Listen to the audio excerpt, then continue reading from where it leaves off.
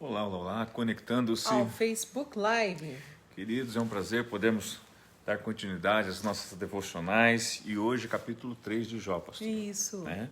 Você que tem nos acompanhado, uma linda história, trazendo muitos ensinamentos, muitas práticas de vida, e eu convido você a estar conosco, tá? Então vamos lá, acompanhe conosco, Jó capítulo 3, versículo 1, diz assim a palavra do Senhor. Depois disso, Jó abriu a boca e amaldiçoou o dia do seu nascimento, dizendo: Pereça o dia do meu nascimento e a noite em que se disse, nasceu um menino. Transforme-se aquele dia em trevas e Deus lá do alto não se importe com ele. Não resplandeça a luz sobre ele. Chamem-no de volta às trevas e à mais densa escuridão. Coloque-se uma nuvem sobre ele e o negrume aterrorize a sua luz. Apoderem-se daquela noite densas trevas. Não seja ela incluída entre os dias do ano, nem faça parte de nenhum dos meses. Seja aquela noite estéril e nela não se ouçam brados de alegria. Amaldiçoem aquele dia os que amaldiçoam os dias e são capazes de atiçar o Leviatã. Fiquem escuras as suas estrelas matutinas, espere ele em vão pela luz do sol e não veja os primeiros raios da alvorada, pois não fechou as portas do ventre materno para evitar que eu contemplasse males. Por que não morri ao nascer e não me pereci quando saí do ventre? Por que houve joelhos para me receberem e seios para me amamentarem? Agora eu bem poderia estar deitado em paz e achar repouso junto aos reis e conselheiros da terra, que construíram para si lugares que agora jazem em ruínas, com governantes que possuíam ouro que enchiam suas casas de prata. Só um pouquinho. Vamos lá, então. Gente, o versículo primeiro ele começa com uma palavra introdutória dizendo assim: depois disso, Jó abriu a boca. Disso o quê? Então só a gente tem que lembrar o final do capítulo 2, que era justamente quando ele chega os amigos, sentam com ele no chão, ficam por 7 dias e 7 noites ali, sem absolutamente nenhuma palavra. Porque eles veem que o sofrimento de Jó era tão grande. Ele se coçava com um caco de... né? Não havia palavras que poderiam ajudar naquele momento, a não ser a presença daqueles amigos sentados por 7 dias e 7 noites. Então aqui ele já tinha perdido família, tudo, bens, empregados, né? Tudo até isso. a sua própria saúde.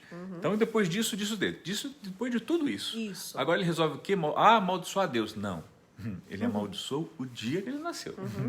Ele fala, maldito esse dia. Por quê? Ele fala assim, não é possível, né? É que tanta coisa ruim aconteceu na minha vida, então que esse dia não fique registrado na história, que esse dia, né, não seja lembrado, que esse dia... Então ele começa, talvez é a maneira dele protestar, né, contra a existência dele mesmo. Ele está dizendo assim, ele está falando assim, olha, eu não entendi ainda para que eu existo, né? Porque... Foi para isso? Foi para isso, exatamente, né? É para isso que eu existo. Então, se é para isso, então, amaldiçoado é o meu dia que eu nasci, né? A barriga o seio que me amamentou, porque é muita dor e muito sofrimento, tá? Então aqui é só para... Que o 10 ele fala, né? Pois não fechou as portas do ventre materno para evitar que eu contemplasse males. Eles estavam num momento de contemplação só daquilo que era mal, né? Isso, poderia ter sido um aborto, poderia ter sido abortado, não, né? E eu vim, mas para quê? Para isso? Será que é para isso? Então, será que é para isso que Jó viu? Será que é para sofrer que você também existe?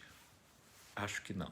Vamos dar continuidade, né? Só que ressaltando esses pontos, nós vamos ver o que vai nos espera ainda. Versos 16. Por que não me sepultaram como criança abortada, como um bebê que nunca viu a luz do dia?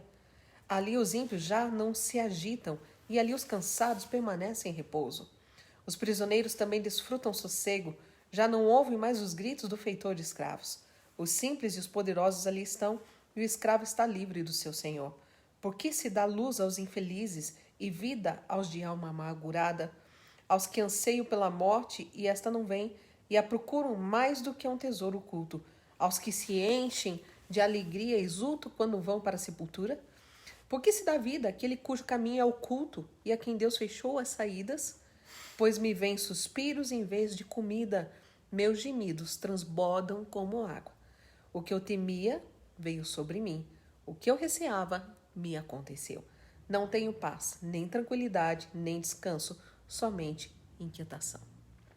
Então aqui, pela primeira vez, a gente vê Jó então atribuindo a Deus alguma coisa, não como culpa, não como maldade, mas o versos 23, então ele fala, né? Por que se dá vida àquele cujo caminho é oculto ou tenebroso, tá? e a quem Deus fechou as saídas. Ele está dizendo, Deus fechou toda a possibilidade. Qualquer saída que eu tivesse. Daí ele revela um temor que já existia no coração dele, pastor. Porque veja que o verso 5 ele deixa bem claro. O que eu temia. Aquilo que eu tinha medo. E talvez a pergunta hoje para você é o seguinte, do que você tem temido? Ou será que ele tinha razão para temer alguma coisa? Gente, para pensar, era um homem mais rico do Oriente, pastor.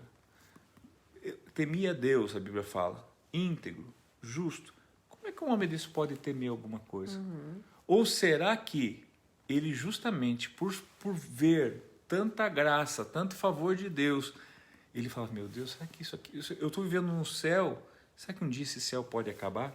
Então ele já carregava com ele um sentimento, como se algo já dissesse para ele, né? Olha, é bom ser, né, o Jó, que tudo tem, tudo pode, né? O homem mais rico, é bom. Mas e se caso mudasse isso? Né? A tua fé também mudaria? O teu Deus também mudaria?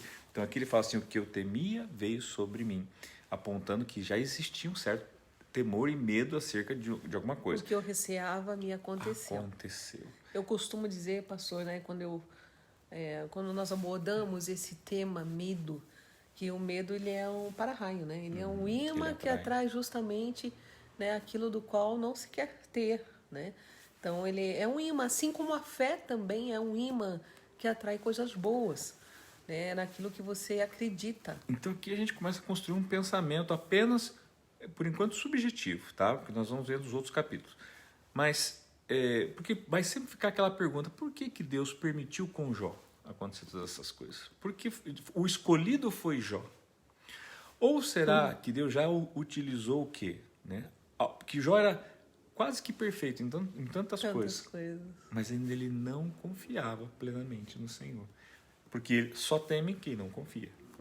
Só tem, veja bem, mesmo Deus deixando todos aqueles sinais, né?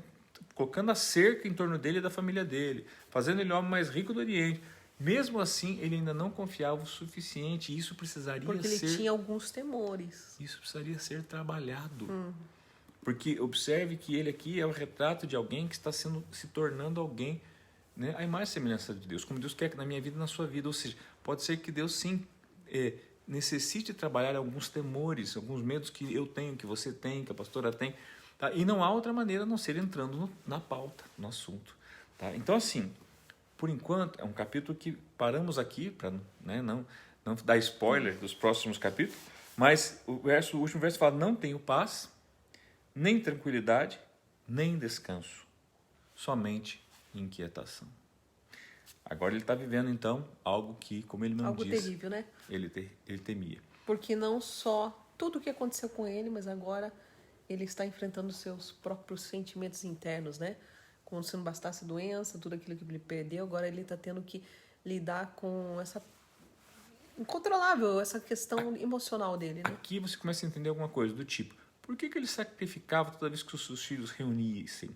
Mesmo sem saber se os filhos pecaram ou não. Porque ele tinha medo que algo sucedesse com os filhos. É como se algo já estivesse dizendo para ele, né? Olha, ou você confia mais, ou você vai ser obrigado a entrar num processo de reeducação, né? No que se diz respeito a confiar em Deus. Porque você não pode, né, quase chegar lá. É aquela coisa do quase cheguei lá, né? Não. Quase nós acertei. Precisamos... Eu sou quase cristão. Eu sou quase... né, um bom cristão. Não, a gente precisa chegar lá, gente. Daí para isso Deus, que é amor e nos ama, Ele vai conduzir a nossa vida a aquilo que precise. Por hoje é só, né? Ficamos por aqui, fica aí para sua reflexão, tá? Que Deus abençoe você, sua casa, sua vida, sua família, tá? E então comece aí liberando esses medos, fala, Deus, eu confio no Senhor, comece a declarar, proclamar, Senhor, eu confio, eu não quero ter medo, eu não quero ficar com esse pensamento que algo ruim pode me acontecer. Não vou alimentar esse tipo de coisa. Ao contrário, eu confio no Senhor, eu confio nas suas promessas, eu vou descansar no Senhor e que assim seja permanente na tua vida. Isso aí. Beijo no teu coração, fiquem com Deus, tá? E até amanhã, se Deus quiser. Deus abençoe.